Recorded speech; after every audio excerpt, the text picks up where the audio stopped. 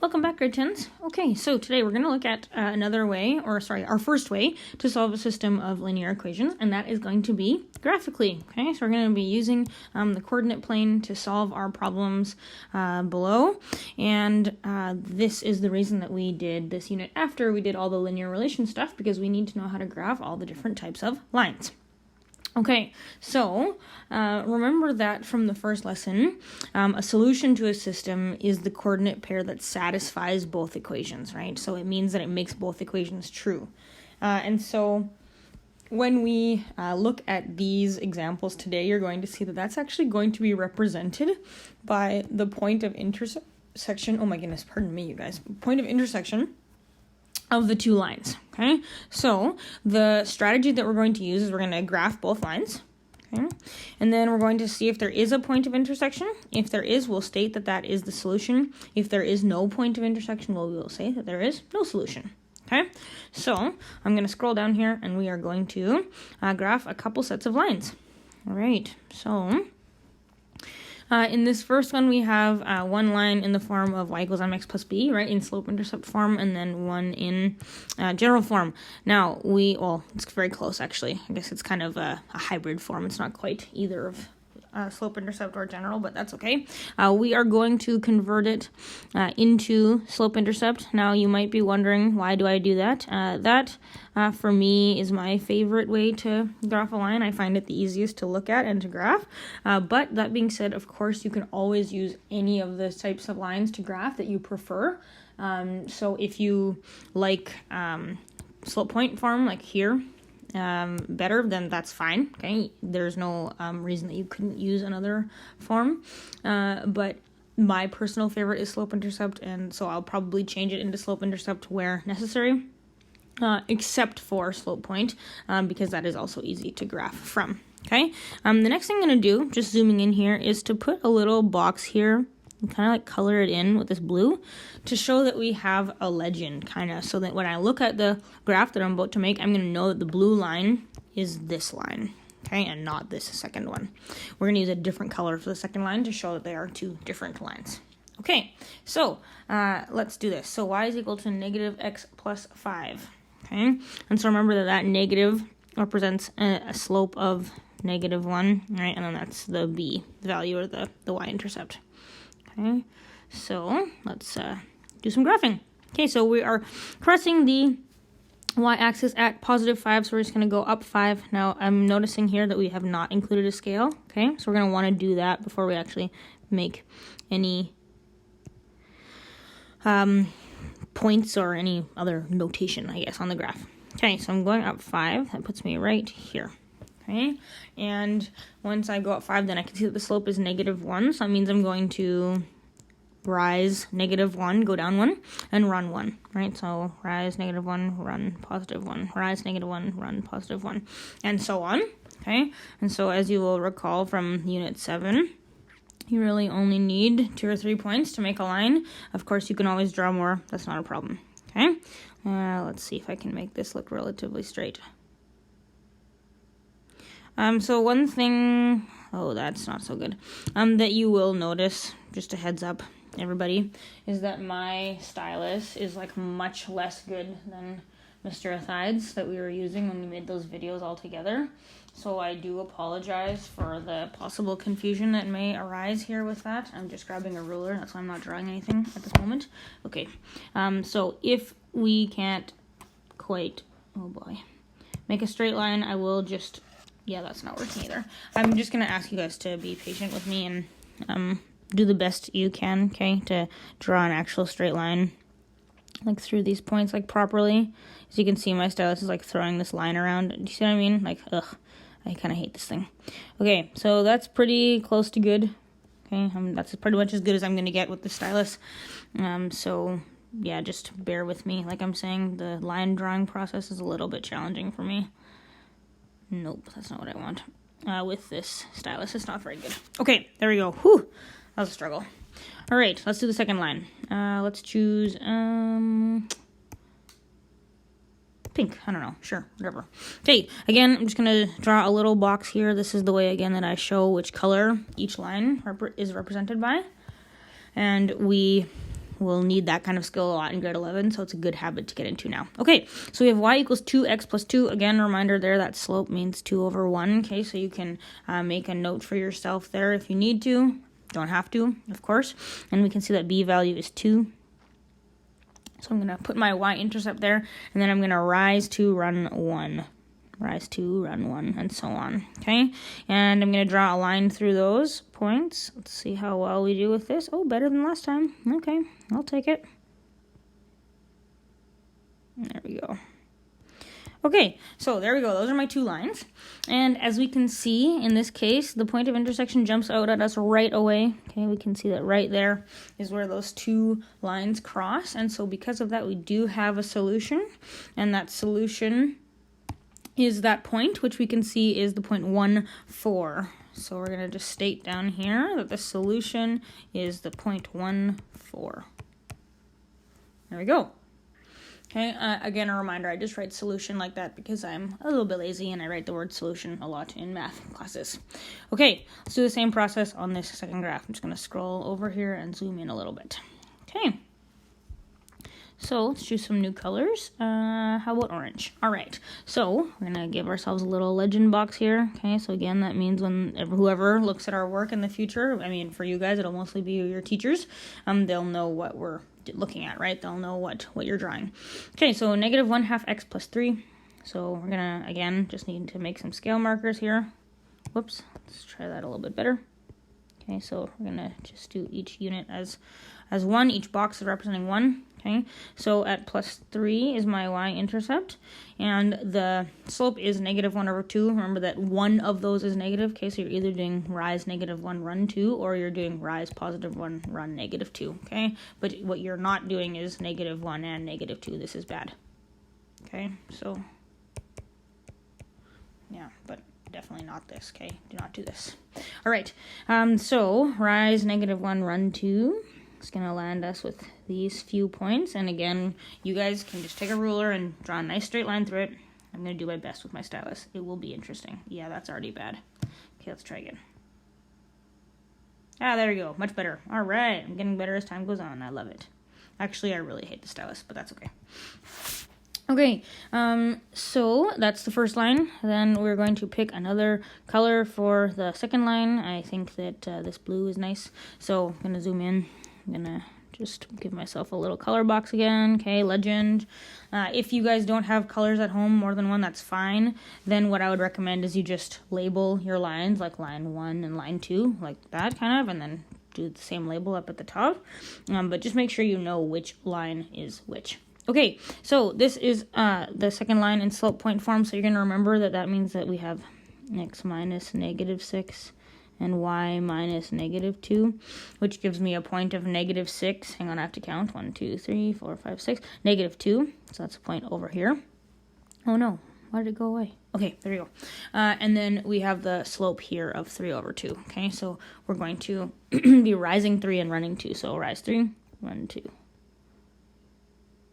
I count that right? Oh yeah, I did. Oops, right there. Okay, there we go. Rise 3, run 2, rise 3, run 2. It's not a very good point.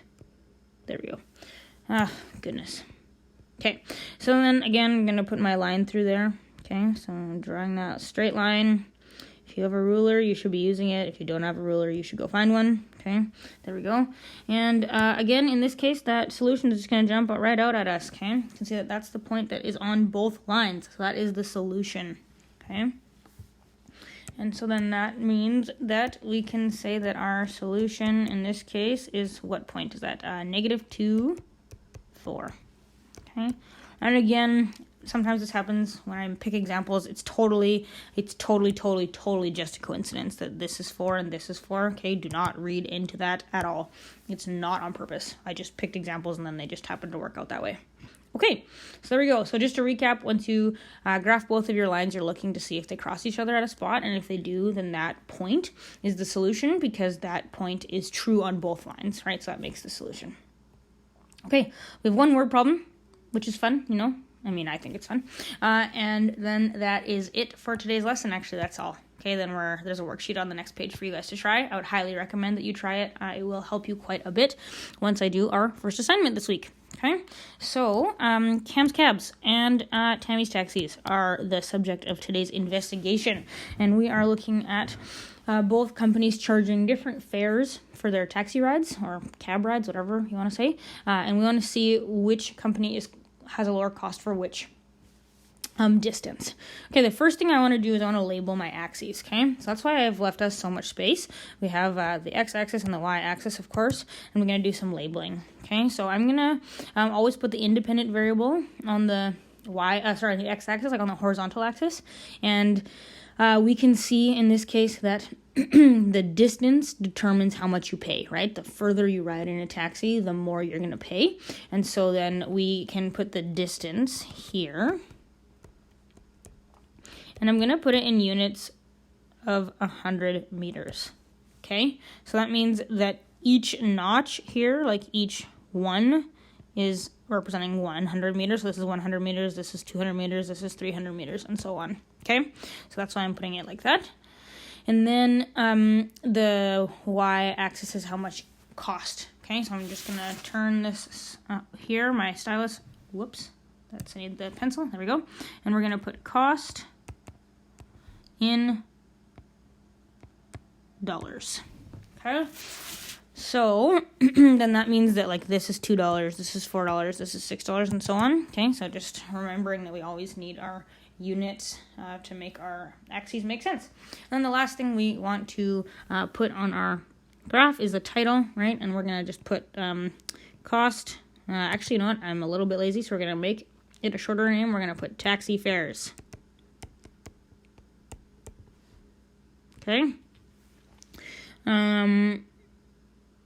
You could also put something about Cam's Cabs taxi fares and Tammy's Taxis taxi fares, or whatever you want to say. But this sums it up for me. Okay. All right. So now let's do some line drawing. I'm going to pick this nice purple color. Okay, and I'm going to show us that we're picking the nice purple color for Cam's Cabs by putting a little purple box around Cam's Cabs, so you're going to know that the purple line represents Cam's Cabs. Okay, that's like a tongue twister. All right, so Cam's Cabs charges a base fare, or fee, I guess, of $4. So we know that even when you ride 0 meters, you don't even move in the taxi at all, it costs you $4. And then after that, every 100 meters is going to cost you 25 cents. So what we want to do is start at that 0 meters that I was just talking about. So base fee of $4 means that even if you move 0 meters, you're still going to get charged $4. Okay, so that's like our y-intercept, if you will. Then what we want to do is figure out where the extra points lie on this line. Okay, so every 100 meters charges 25 cents. Okay, and I'm just going to actually do a little note over here so that if you get charged 25 cents per 100 meters, then you're getting charged 50 cents for 200 meters. Okay, now you're probably like, okay, yeah, obviously. Why are you saying that, Mrs. Friesen? The reason I'm talking about that is because if you take a look here, these are like the y-axis. The cost axis is broken up into 4 notches for every $2. And so that means that like this will be $1, but then that means this is 50 cents. And then this is $1.50. So there's no like 25-cent marking. And so to make our lives easier, I'm just going to go up by 50 cents because that's like the markings that we have here, right? That's $4.50, $5, $5.50, $6, and so on. And so just to make it easier to plot points, I'm going to go up by 50 cents increments, okay? So it costs 50 cents for every 200 meters. And so remember that this is 100 meters, this is 200 meters, this is 300 meters, and so on. So at 200 meters, we're going to go up 50 cents, right? So you can see that I went from 0 meters to 200 meters. And I went from $4 to, except that I didn't. I need to put my point in the right spot. To $4.50. Sorry, guys. My bad. There we go. $4.50. Okay? And again, we're going to move up 50 more cents. So to this level. And we're going to move another 200 meters. Right? So right there. Okay? And then so on and so forth. I'm just going to put a couple more points on the line. Here, I think you're starting to see the pattern. Okay, so every 200 meters, I'm just moving up 50 cents in cost. All right, now we have enough points to definitely make a line. Again, if you have a ruler at home, you should be using it. Whoops. Okay. There we go. And I'm just going to draw that line. I'm going to extend it pretty far. Okay, so I'm just using my iPad ruler. You should be using your real ruler to draw this line as far as you can. Okay, and then it's going to go through all those points and show the cost that increases over time or over distance. Okay, for cams, cabs. All right, now let's choose a completely different color. I really like that, like salmony color. So let's do that one for Tammy's taxis. Okay, so I'm just gonna put a little indicator again there that this salmon colored line, coral colored line is showing Tammy's taxis. So Tammy's taxis charges just $0. 50 cents. Guys, my brain, what the heck? For 100 meters. That's it. So there's no starting fee, but then it's just 50 cents every 100 meters. So that means that at 0 meters, like you haven't moved the taxi, you also pay nothing, right? Then once you move 100 meters, then you're going to pay 50 cents. There we go. Once you move 200 meters, you're going to pay another 50 cents, so $1 in total. And then once you move 300 meters, you're going to pay another 50 cents, so $1.50, and so on, right? So again, I hope you see the pattern. So I'm just going up every 100 meters by 50 cents. Okay, so now again, I have enough points here to make a nice line, so I'm just going to do that, and I'm using my iPad ruler thing again. You should use your real ruler. Okay, this doesn't work if you don't use a real ruler because it's way too hard to be accurate, like just freehand. Okay, so like strongly recommend using a ruler here, people. Okay, there we go, and that's my line. Okay, so as we can see, oops,